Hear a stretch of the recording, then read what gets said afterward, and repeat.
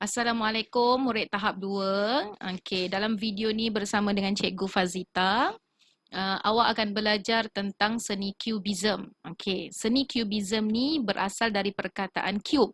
Okey, nanti awak akan tahu dan faham kenapa perkataan cube yang digunakan dan seni cubism ni berasal dari luar negara dan seni cubism ini dah lama dah bertapak dalam dunia ini. Okey, dianya sejenis seni lah, sejenis karya yang menggunakan cubism sebagai alirannya. Okey, seni itu bukan tentang kecantikan tapi tentang keindahan yang datang dari fikiran ketika membuatnya. Maksudnya dekat sini, seni itu cantik tu nombor 2 maksudnya. Yang pertama sekali ialah yang paling penting ialah fikiran. Fikiran awak guna ketika awak buat, fikiran ketika awak melihatnya. Itu ialah lebih indah daripada kecantikan karya yang hasil kemudian sekali nanti tu. Yang penting sekali ialah fikiran ketika membuatnya. Awak fikir waktu awak buat. Okay, itu ialah seni, maksud seni ni dalam dunia ni. Okay, apa itu seni cubism? Okay. Macam cikgu cakap tadi, cubism, seni cubism berasal dari perkataan cube. Cube tu kan dia petak-petak kan, dia macam bentuk apa segi empat sama kan, dia cube petak-petak macam tu kan. Kenapa macam tu? Sebabnya kebanyakan pengkarya yang menggunakan seni cubism ni dia lukis gambar itu dipecahkan menggunakan bentuk-bentuk macam cube. Okey, petak-petak macam tu. Tak petak juga, ada juga segitiga, macam tu lah. Okey, seni cubism. Apa maksud seni cubism? Seni cubism ni ialah salah satu jenis lukis yang dibuat dengan pecahan image. Dia pecahkan gambar tu dan kalau kita nak tengok, dia memerlukan fikiran. Susunan fikiran apabila kita melihatnya. Maksudnya gambar tu kita kena fikir.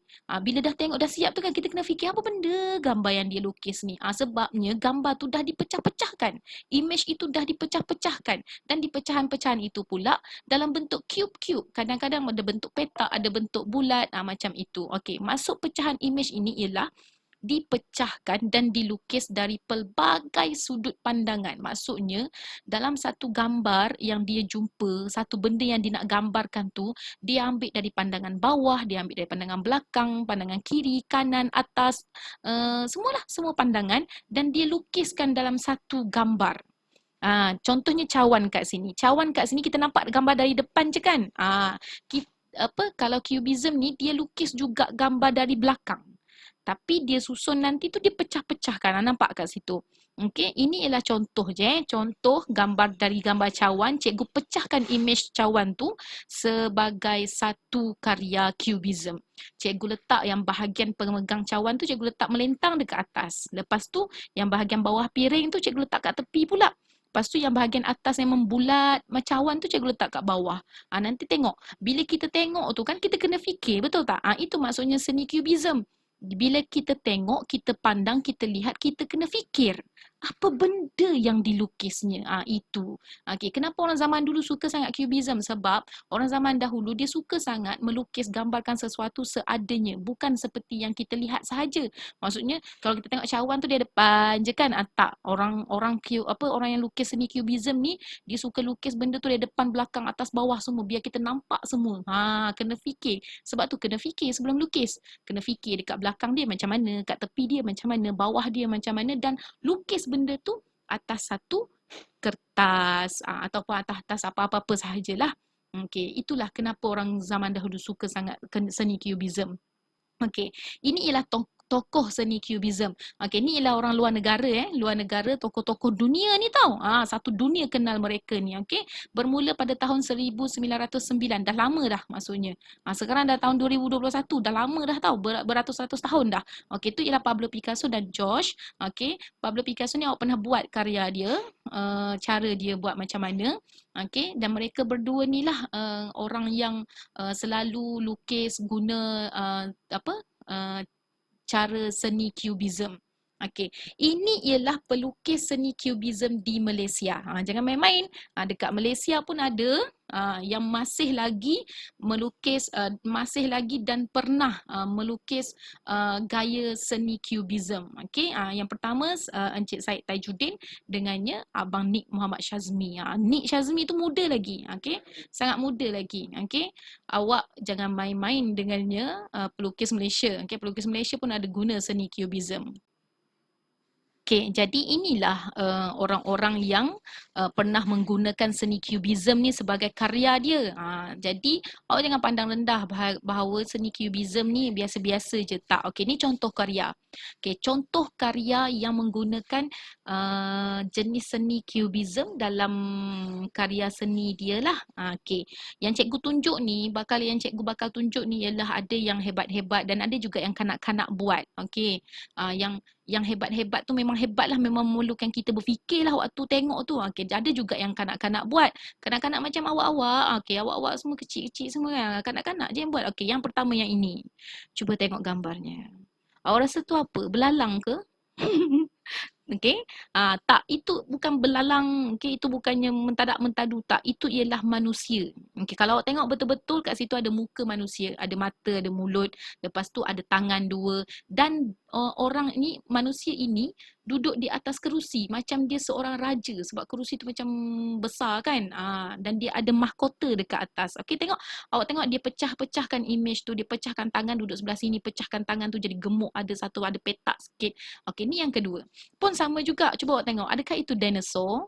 Tidak, itu bukan dinosaur, okey. Itu ialah manusia yang sedang membaca buku. Okey, cuba kalau awak tengok dekat muka tu kan ada dua muka. Bukannya dua orang, itu seorang sahaja, cuma yang sebelah warna putih ni ialah muka dia yang sebelah sini. Yang belakang tu muka sebelah sana. Yang kita tak nampak tu. Sebab tu cikgu cakap dia ambil dari pelbagai pandangan. Dia letak dalam satu gambar. Okey, dan yang dekat belakang dia tu bukannya dinosaur tu ialah baju orang zaman dulu kan ada ropo-ropo kan. Okey, ni gambar yang ketiga. Kalau awak tengok ni Pablo Picasso punya Okey, kalau yang gambar yang ketiga ni awak nampak tak gitar? Okey, gitar yang warna kuning tu, lepas tu ada note music kat bawah.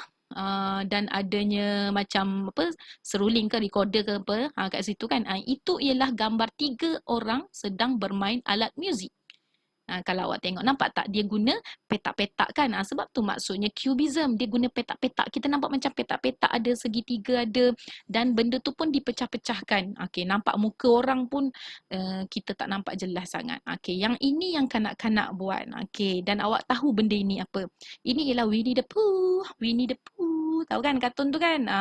Okey, yang ini gambar ni dia pecah-pecahkan gambar Winnie the Pooh tu. Okey, dari muka Winnie the Pooh kan sebenarnya bulat kan, tapi sebab ni Cubism jadi dia petakkan bahagian kepala tu. Dan dia nak nampakkan bahagiannya hidung tu bulat, dia bulatkan kat depan. Okey, lepas tu telinga pun dia sengitkan juga. Tangan kaki pun dia sengitkan juga. Inilah maksudnya seni Cubism. Okey, dia pecahkan image dan dia susun cara lain. Okey, yang ni pun kanak-kanak yang buat. Kalau anda tahu grade kid 4 kan, maksudnya umur-umur budak dalam darjah 4 macam tu lah, orang putih punya, orang negara luar. Okey. Okey, ni gambar ikan. Kalau anda nampak sisik-sisik ikan, dia nak buat sisik-sisik ikan, dia guna garisan, pelbagai garisan.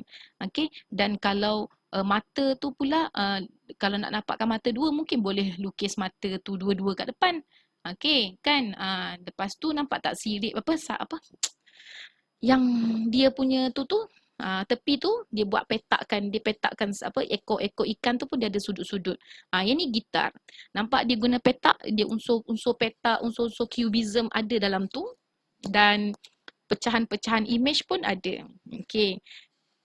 Kita akan jadi bila kita tengok tu, oh ni gitar, bukannya apa mainan lollipop ke tak, macam tu. Itu maksudnya seni Cubism. Okey, awak kena fikir waktu buat dan waktu tengok tu pun orang akan fikir. Jadi itulah pentingnya maksud cikgu, seni tu melibatkan fikiran yang paling penting. Okey, tengok ni gambar yang ni pula. Yang ini kalau awak tengok betul-betul, okey, mesti orang cakap itu belalang lah, mentadak mentadu lah. Sebenarnya itu ialah rama-rama. Kenapa rama-rama? Sebab ianya warna-warni. Warna-warni, okey, warna-warni dan sayapnya pun ada banyak. Okey, ada banyak dan kiri kanan pun ada pelbagai bentuk semua kan. Okey, ni ialah rama-rama. Okey, awak pun bolehlah buat macam ni. Okey, kenapa rambut-rambut ni dipecah-pecahkan? Sebab di sini cubism. Okey, okey. Jadi ini ialah tugasan anda. Tugasan anda ialah hasilkan satu karya cubism bertemakan buah-buahan di dalam bakul. Okey, sebiji macam yang dekat sebelah tu. Kalau awak nak tiru dia pun boleh. Kalau nak buat cara lain pun boleh. Okey. Yang pasti bertemakan buah-buahan di dalam bakul. Cuba kalau awak tengok contoh kat sini cikgu bagikan, awak nampak tak ada bakul sebenarnya kat bawah tu. Jadi dia nak nampakkan bahawa buah tu berada di dalam bakul. Dekat bahagian bakul kat bawah tu pun dia buat bulat-bulat. Macam buah duduk dalam bakul lah. Okey, jadi cikgu nak awak selamat mencuba buat betul-betul, ambil masa awak, tak apalah lama pun sebab memang cikgu bagi masa lama. Okey.